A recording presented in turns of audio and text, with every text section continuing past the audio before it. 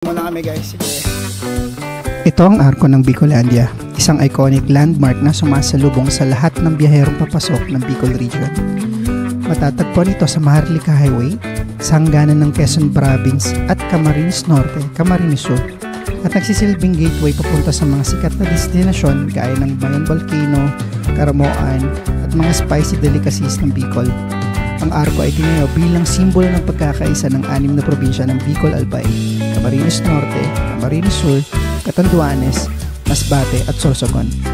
Maraming motorista at biyahero ang may tradisyon na huminto dito para magka-picture. Bilang patunay na nakapasok na sila sa Bicolandia.